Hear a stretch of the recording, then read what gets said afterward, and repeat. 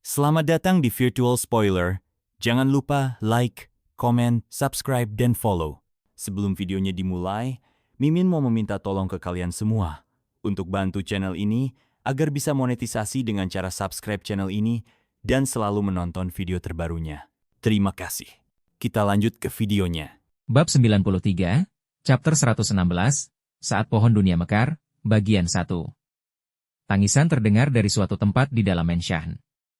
Suara tangisan seorang wanita yang dipenuhi kesedihan itu terasa menyayat hati. Meski ia sudah tidak bisa menangis lagi, hanya bekas air mata kering yang tertinggal di sekitar matanya.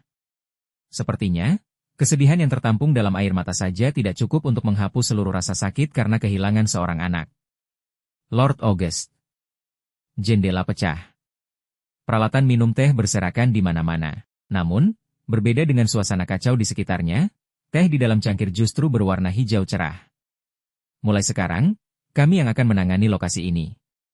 Komandan pengawal kekaisaran berbalik ketika mendengar suara itu. Zirah dengan ukiran emas. Itu adalah zirah yang hanya boleh dikenakan oleh pengawal kaisar di seluruh kekaisaran. Kejahatan yang terjadi di ibu kota merupakan tanggung jawab Ordo Kesatria kami. Tentu, aku tahu. Pria parubaya yang berdiri di depan komandan itu mengeluarkan gulungan perkamen dari balik pakaiannya sambil tersenyum tipis. Dekret dengan segel emas. Pria itu, yang memegang dekret emas yang hanya bisa dikeluarkan oleh kaisar kekaisaran, mengangguk lalu membuka mulut. Tapi ini adalah perintah langsung dari Yang Mulia, jadi aku tidak bisa berbuat apa-apa.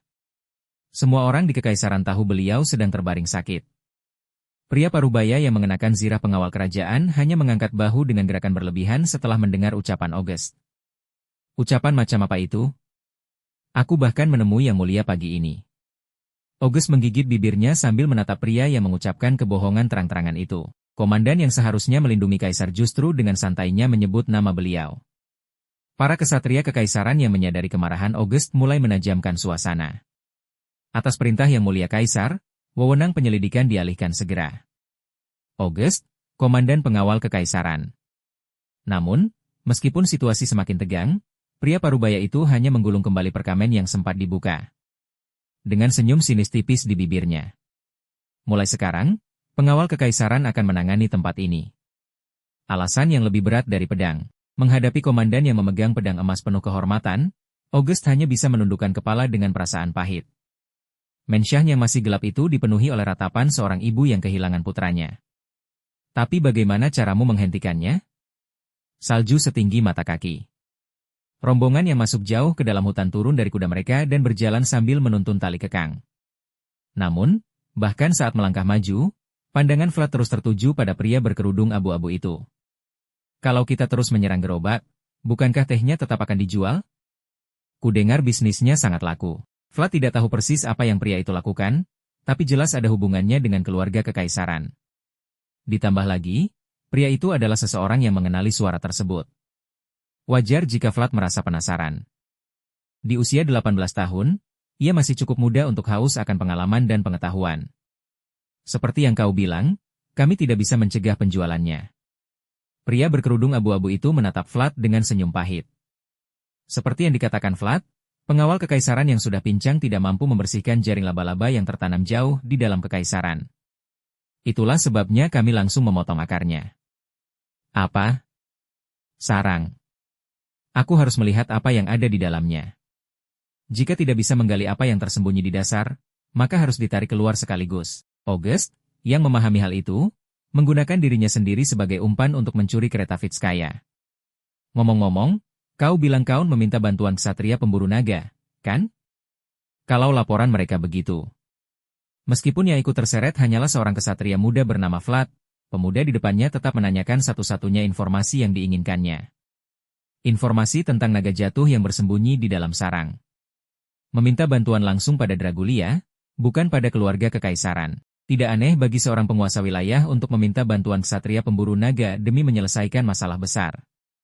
Namun, dalam segala hal ada urutan dan prosedur. August belum pernah mendengar bahwa keluarga Vitskaya mengikuti prosedur itu. Kenapa ksatria pemburu naga? Tidak.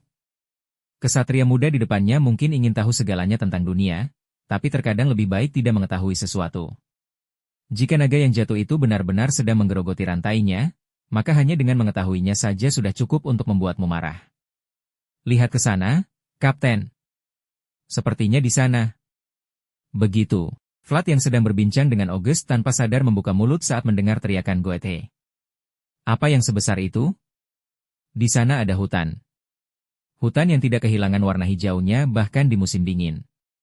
Meski diselimuti putihnya salju, ada kehangatan yang tidak bisa ditaklukkan oleh dingin yang terasa dari hutan di hadapan mereka.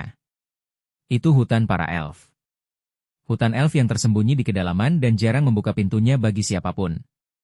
Flat tak mampu menutup mulutnya saat melihat hamparan hijau yang seakan tak berujung. Jadi itu pohon dunia?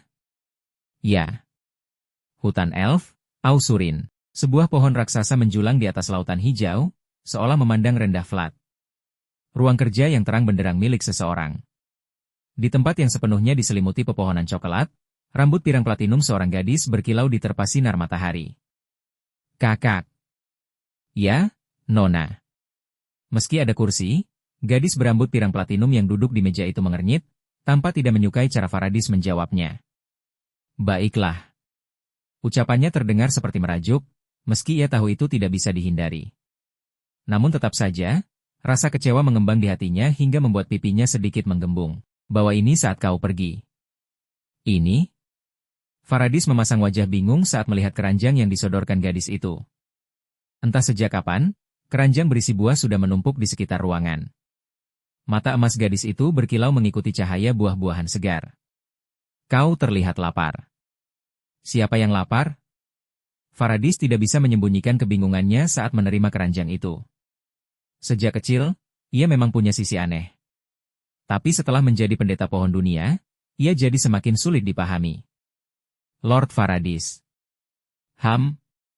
Namun, jawaban atas pertanyaannya datang dari orang lain. Saat pengintaian, kami menemukan manusia berkeliaran di sekitar sini. Usir mereka.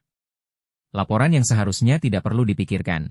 Namun, elf yang melapor itu tampak ragu dan melanjutkan. Itu, apa? Ekspresi Faradis langsung berubah, sangat berbeda dari saat ia menghadapi gadis tadi. Tanpa disadari siapapun, wajahnya telah berubah menjadi sosok pemimpin yang dingin dan tegas. Penyusup itu mencari Faradis. Apa? Lebih tepatnya, mereka bilang diundang oleh Faradis. Faradis mengernyit dan menatap sang pelapor. Elf itu, yang memahami pertanyaan tanpa perlu diucapkan, menyebutkan nama yang dibawanya. Penyusup itu memperkenalkan dirinya sebagai Flat dari Soara. Mendengar laporan itu, Faradis tanpa sadar menatap keranjang di tangannya. Kau bilang aku lapar?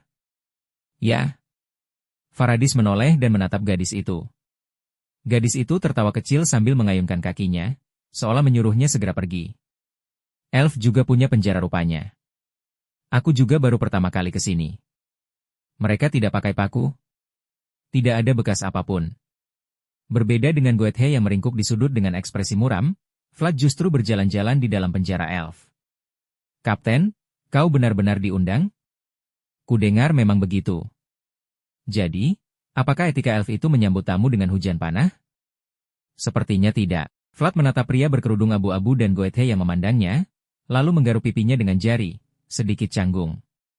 Ia mengira bisa masuk dengan tenang karena diundang, tapi kenyataannya yang menyambut mereka hanyalah panah mematikan dan penjara dingin. Kau masih belum membayar nyawamu. Kau yang masuk duluan.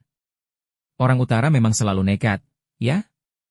Flat berpura-pura tidak mendengar sindiran dan keluhan itu, lalu menggenggam jeruji dengan kedua tangan. Kalau begini, kenapa mengundangku? Flat memiliki petunjuk tentang suara itu. August memiliki petunjuk tentang Absilon, dan alasan keduanya mengarah ke hutan elf ini.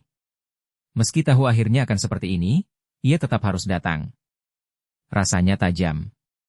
Namun yang membuat Flat tegang bukanlah situasinya di dalam penjara. Melainkan firasat yang hanya bisa dirasakan oleh orang-orang yang hidup di gang sempit dan terbiasa menghadapi bahaya. Para elf yang menangkap mereka juga merasakan hal yang sama. Gedebuk. Flat mendekatkan wajahnya ke jeruji saat mendengar pintu di depannya terbuka. Aku minta maaf. Rambut biru tua dan mata biru gelap. Seorang elf berwajah dingin mendekat dengan dikawal bawahannya, membawa keranjang di satu tangan. Flat dari Soara. Selamat datang di hutan kami. Apakah elf menyebut ini sambutan di penjara? Ya, Makan ini dulu.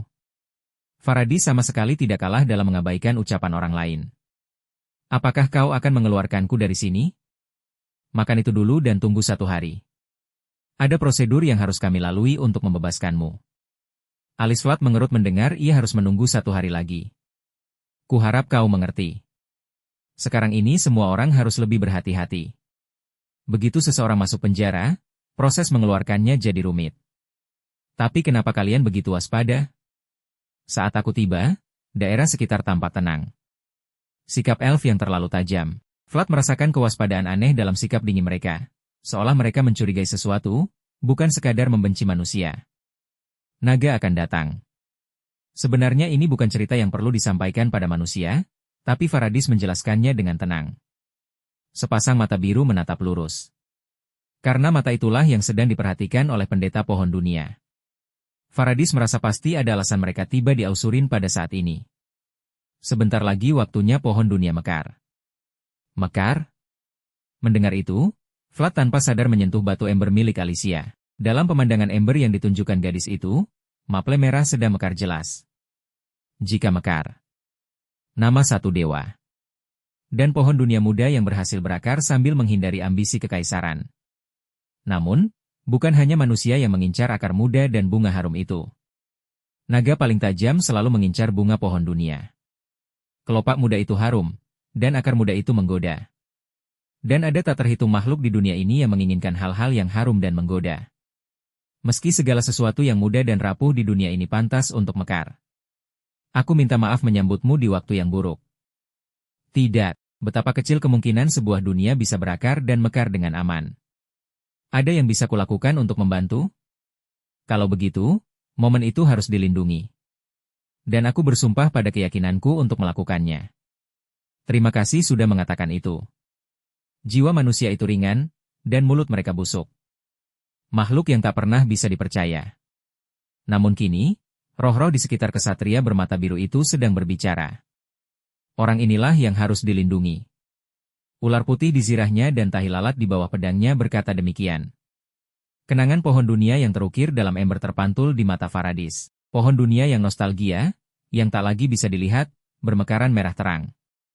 Dan kesatria di bawahnya jelas memegang pedang yang terasa sangat familiar. Terima kasih sudah mendengarkan Virtual Spoiler. Sampai jumpa di pembahasan berikutnya.